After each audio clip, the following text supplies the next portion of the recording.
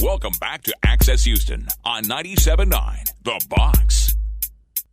Good Sunday morning. You're listening to Access Houston. I'm your host, KG Smooth. It is an honor and a privilege to have, to me, the best MC throughout all of Houston, Texas, all of the events that he MCs. I really take after this man, and he is the self-proclaimed weather geek, and he gives us our weather on KPRC. Ladies and gentlemen, the incomparable Khambrel Marshall is in the studio this morning. Wow. Good morning, sir. Good morning. Good morning. I see that you got the check I paid you for that introduction. Not at all, man. I mean, it's true. It's true. For me, you and Uncle Funky Larry Jones on Magic 102.1, like just the best MC event host in town. I take after you two. I've learned so much, and yeah, you are that man. Well, that's kind of you. That's kind of you, Larry. Uncle Funky, we met 20 years ago when I first got here, and I've been inspired by him and all that you do throughout, and it's great that all of us. I see you at a lot of events, and I'm glad you're a part of this event as well. Komen, Race for the Cure. And you've brought a lovely young lady with you, Elam, who is the co-chair with Susan G. Komen. Good morning and welcome to the program. Thank you, and thank you for calling me young. I really, I love that. Thank you so much. Well, I mean, I got to call it as I see it. There you go. So now it is that time. Yeah. October is soon approaching, and the 29th annual Susan G. Komen Race for the Cure is happening on Saturday, October the 5th. 29 years. That's nothing to scoff at. No. Well, we're already thinking about 30 next year, but first 29 because every year we know we get thousands of people out on that day. This time it's October 5th.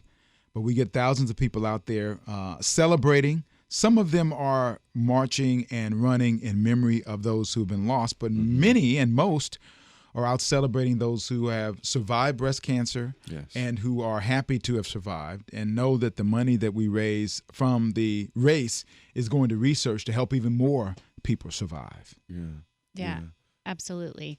And I think that day is a really fun day for everyone because we all know somebody who has breast cancer or you've been touched by it in some way.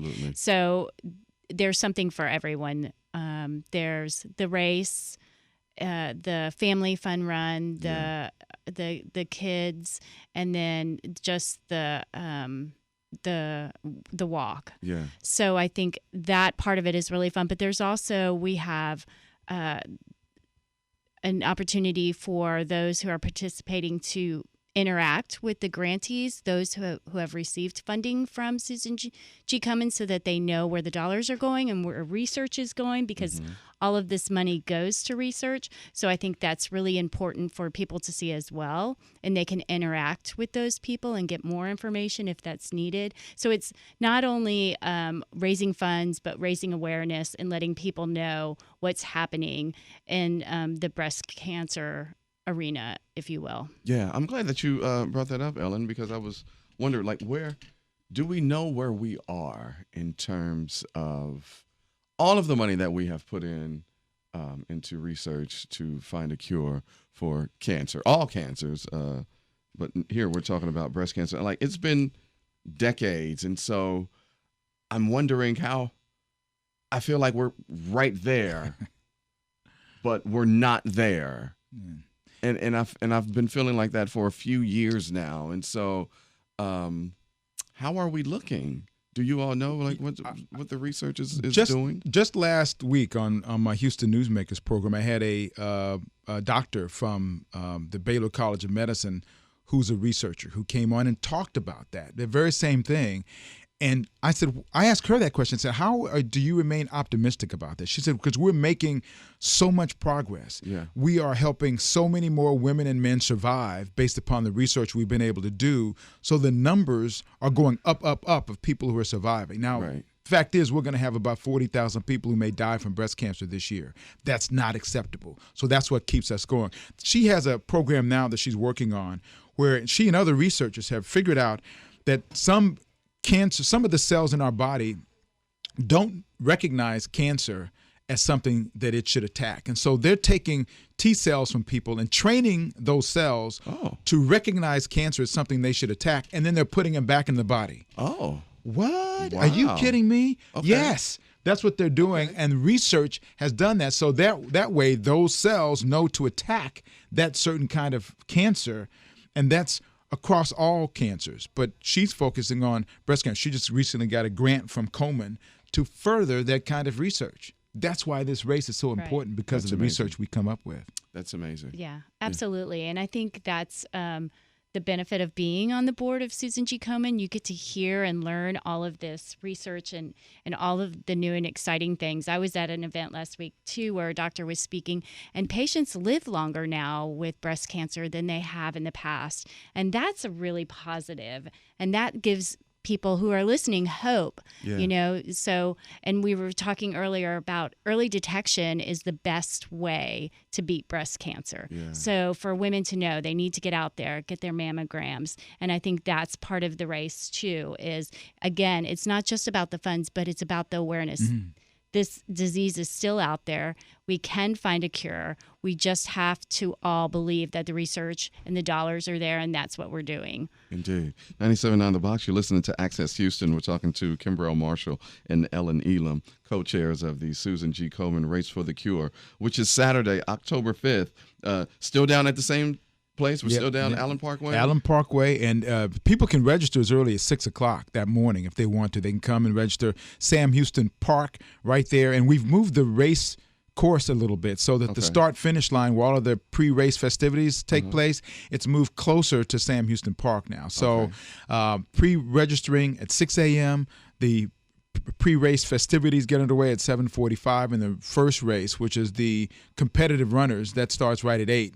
And then you have fun runners, which starts right after that, and then you have the 1K kids run, and then you have the walk. So a little bit of everything for everybody, and all of it is festive, and the colors are just amazing. And you've seen it, the shirts. Absolutely. One of the, if not the absolute funnest walks of Houston throughout the year. I mean, people are out in their pink with the pink tutus, and you've got the teams that are representing and remembering loved ones. I mean, it is festive. It's more like a festival, right? More so than a walk. Yeah, absolutely. And I think that's what makes it so much fun is the families are out there. Again, everyone's been touched by this disease, so there's no person that's left out to be there. So. And it's really easy to get involved and donate. The whole point is raising funds, obviously. Right. So, we want people to keep in their memory banks Komen-Houston.org, because that website you can go to and you can see all the different ways that you can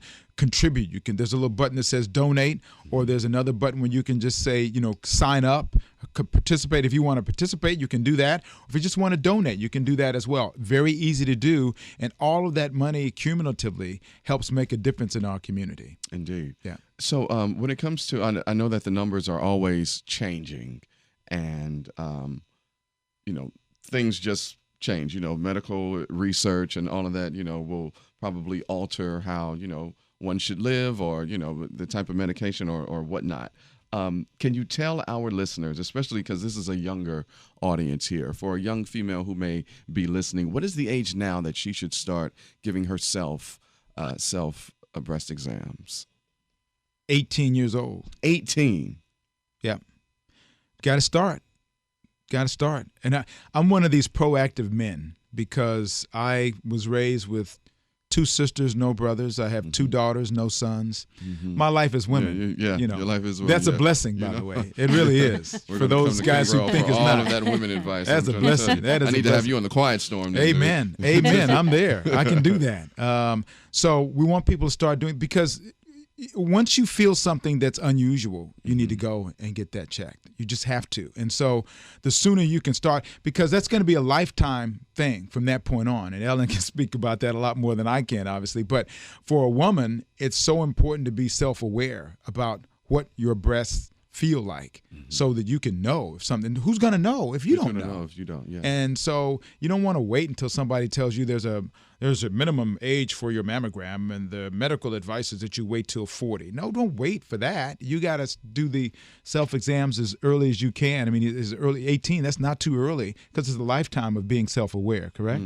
Absolutely. Absolutely. And I think, too, women know their bodies, and I think they also know when something's not feeling right. So I think just being in tune with your body, and if something in your head is telling you there's not something right, call a doctor too. You can call Susan G. Komen and talk to someone there. We have someone on staff full time to for people to phone in and speak to them, and it's part of a program that we've just started, the treatment assistance program. And so funding is specifically so that we have someone there, a patient navigator, answering questions just like that. Not what time, but when should I start? Where should I go?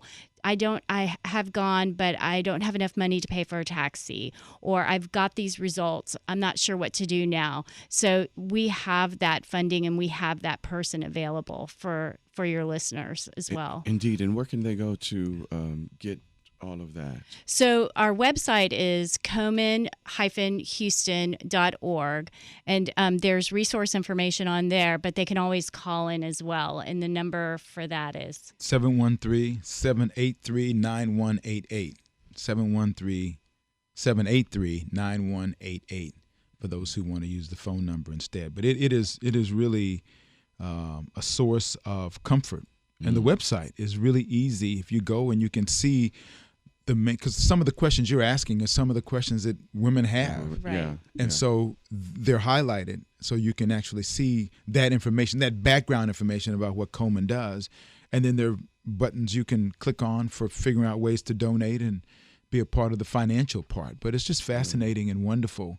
And that's what, got me involved many years ago, just watching the exuberance that people have when they come out. The celebration is just fabulous, because people, you never know. When you get that diagnosis, it's a scary thing. Yeah. So who do you talk to? Right. You need to talk to somebody who's been through it, who knows what your journey might be like. No one can tell you exactly what your journey is going to be, because everybody has a different experience. Yeah. But they can tell you in general what that journey might be like and how you might best navigate it. And that's what Komen does. Pearl is our navigator. She's at the Komen office. She's ready to take people's calls. And I had a good friend of mine just not recently who was diagnosed with breast cancer, who came back home to Houston to get treatment. Wow. She's from another part of the country, but came home because she knows that Houston is the best place. But she still had questions about ways she could get things paid for. And so I put her in contact, and Komen was able to answer some of those questions. That's amazing. Right. Yeah. So save the date, guys. Saturday, October the 5th. At Allen Parkway. The first race you said starts at 8 o'clock. 8 o'clock is a race start, but people want to register, they can register at 6. And the pre-race festivities are at 7:45. And then we get it going, because competitive runners, they don't want to wait. Let's go, right, man. They get on that line, they want to go. It's 5K, and they can get it done in no time. And if people don't want to get there at 6 o'clock and they want to register ahead of time, they can always go to the website and pre-register. And that is Komen-Houston.org to do all of that. Guys, I can't wait. The 29th annual Susan G. Komen Race for the Cure, Saturday, October the 5th. Khambrel Marshall, Ellen Elam, co-chairs of Susan G. Komen Race for the Cure Houston. And thank you all for coming on. This was a great conversation. Right. I appreciate the new information, because, so everybody can stay up on what's going on as we continue to fight for a cure for breast cancer and all cancers. But we'll see you Saturday down at Allen Parkway for the Race for the Cure. And thank you all for coming on. Thank you for having us.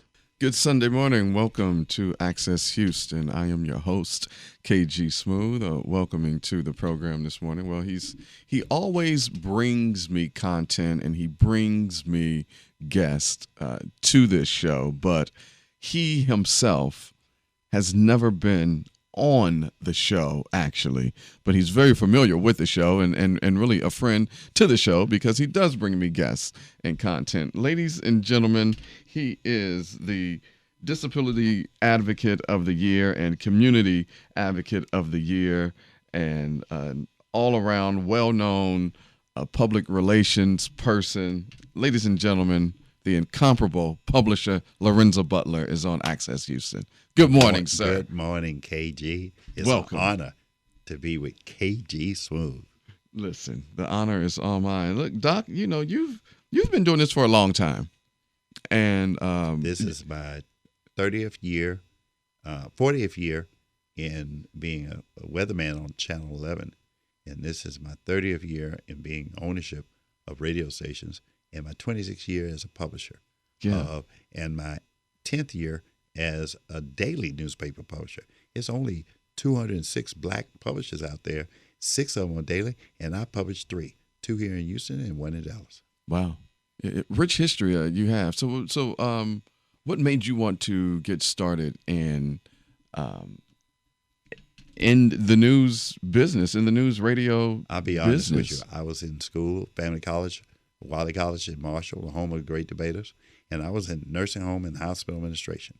And my internships, people were dying on me. I was 17 years old. No way, Jose. I started the college radio station at Wiley, KBWC, B for Butler, Wiley College. So on sweet 91.1 FM. Nice. And they sent me over to Clark to become the first United Methodist college communications. They had just started a program, and the founder of that program, best friend, is Kathy Hughes. And so that's how I ended up graduating from college and going to D.C. and being involved with, at that time, WOL AM. Mm-hmm. And, you know, years later, I got my own stations around the country. And I'm right back here in Houston being your publisher. Yes, you are. And what can you say, or what do you think about how the way information is given and received now? Everything is changing. Everything is changing. Everything is What are your thoughts on the new way of doing it? Because I have to keep young folk around me because some of it sometimes. everything continues to change. You ask somebody today, when the last time they pick up a newspaper, they can't tell you when, or a magazine. But the content is still important. Mm-hmm. We receive content daily, and whether it's fact or fiction, okay, fake news as they call it, but it's so As important. Trump calls It's it. so important for Urban One's assets, Radio One's assets, now Magic, the Box, informing our people, Mm-hmm. informing our population, That's right. the reality, That's right. what's real. That's right. Who is today's entertainers that we need to keep up with, and we deliver that. You deliver that every day, Oh yeah, I 24/7, right here on the Box and on Magic, and now. Yeah, I purposely use this, and regular listeners of the show, they've heard me say this a million times. I use this platform for us, for us specifically, and I go so hard because I got the okay and the green light from your friend and the owner of this great company, Kathy Hughes, a few years ago when she visited us here. And I told her, I was like, hey, I host the Quiet Storm, and she was so excited about that. Like, oh, I created that format. I'm like, yes, I know. And I never forget when I was in college before she went to WOL. I remember her at Howard's radio station, WHUR. Mm-hmm. And yes, a lot of people got their start out of Howard's, the first historically black college to have a commercial radio station. Yeah. She ran it good as general manager. Yeah. And so, she has her reality radio, her bits that we air here on the Box and on Magic. And so when I told her that I also host a community affairs program on the Box Access Houston, where I do it for the black community, for all of Houston, but mainly with a focus on black folks, and I'm unapologetically black. And she said to me, she said, and you keep doing that. You stay on their necks and never apologize for, your blackness. So hearing that from Kathy Hughes herself, telling me that's why I go so hard on this show. And I really feel like I'm invincible. I'm untouchable. And Houstonians appreciate it. Well, thank you. Thank you so much. And we appreciate you you've been doing great things in the community. And now we have the mayor's office for people with disabilities that you are now a part of. So tell us about MOPD. Next Saturday, which will be the 28th at the Multipurpose Center right there at 1475 West Gray, the mayor's office with people with disabilities will award the new Disability Advocate and Community Advocate of the Year. It's been a pleasure to have served this year. And me being in the media, the guy that puts you on the front page, the back page, or the 7 o'clock news, I really have been.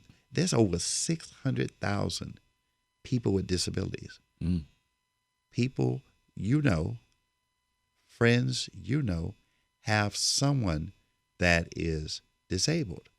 That may mean blind, deaf, physical, mental, disabled. Last month, there was 4,000 people that showed up for a couple of days for the Abilities Expo. You'd be surprised how many hidden people are out there in our community that you never see. And they come out, and this event, there will be vendors there. There will be agencies there. That office is the liaison to the mayor, the city council, to private entities, to other nonprofits. Just yesterday, the Greater Houston Disability Chamber of Commerce had a college fair because high school, many kids get lost after they go through public school. Where do you go? How can you get to college? So that chamber, people can go to the Greater Disability Chamber of Commerce or go to HoustonTex.gov and go to the mayor's office with people with disabilities and get that information that is so vital to your people. Because, it takes a full staff. I'm in an electric wheelchair, and I might be a genius, but the bottom line is I'm disabled. And eventually, someone will be in the same predicament. And you need to know, you don't need to wait till then for find out what to do for a parent or do something for a loved one. You need to know now what in this great city, what's available to you for services. A lot of people don't even realize there are assistance out there. There's nonprofits, there's governmental agencies, the government itself that need to help you with your health. All of us are going to get there to that state that someone may need assistance or aid us. You listen to Access Houston, talking to Publisher Lorenza Butler, the current Mayor's Disability Advocate of the Year and Community Advocate of the Year. So tell us about MOPD. How long has it been around? It's been around. It started 3 years after the American with Disabilities Act. And I want to say the director that just left the city of Houston to go be the president of the association with people with disabilities. Ms. Town was the one that gave me the award last year. It's in '93 the federal act happened, and 3 years later this office was opened. Okay, and it has expanded. And by the way, the event that I keep referring to is called the Disability Unity and Pride Celebration. Okay. And so this program started 11 years ago. So this is the 11th year for this particular celebration. And here again, I actually exercise. My people, my interns from TSU and U of H, take me over to the Multipurpose Center. And many multipurpose centers are run by the city parks department. And they have a full gym, full pool, full of different bicycles and training where you can go out on the track and roll around. So the city has gone deep to help people like myself. Yes, indeed. And many people, the multipurpose center is where you go vote. So Yeah. That's where it is, Right right there there on in West West Gray, in between Montrose and River Oaks. Yeah. So we want you to save the date for the 28th, 9 until 1 at the Metropolitan Multi-Service Center right there at 1475. Doors West open Gray at 10, here. and the program starts at 11:30, Okay. and we're serving lunch.